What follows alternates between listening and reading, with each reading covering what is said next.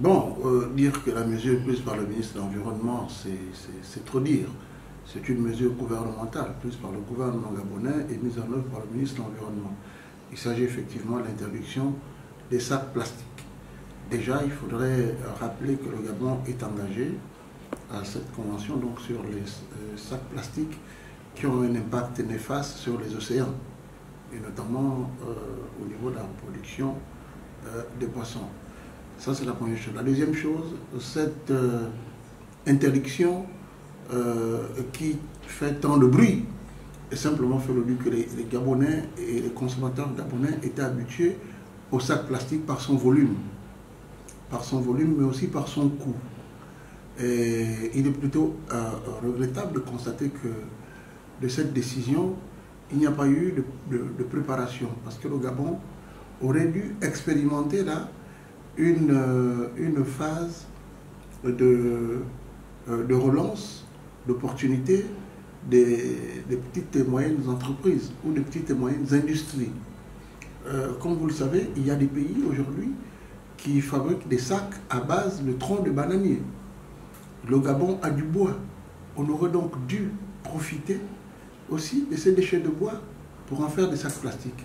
Mieux, on aurait pu lancer rapidement une industrie au féminin avec des sacs en pagne, comme cela se fait pour ayant donc des sacs à multi-usage. Malheureusement, ce n'est pas le cas. Et ce qui est vendu au lendemain de l'interdiction des sacs plastiques est 5 fois plus cher que le montant du sachet il y a quelques temps. Et donc, on doit quand même tenir compte aussi du panier de la ménagère qui, chaque jour, est grévé par des coûts. Mais je pense que la mise en œuvre par le gouvernement de l'interdiction de cette décision ne peut qu'être salutaire pour notre environnement, pour nos écosystèmes et particulièrement les écosystèmes marins qui ont une forte fragilité vis-à-vis des sacs plastiques. Et la destruction de ces sacs non biodégradables, c'est entre 300 et 400 années.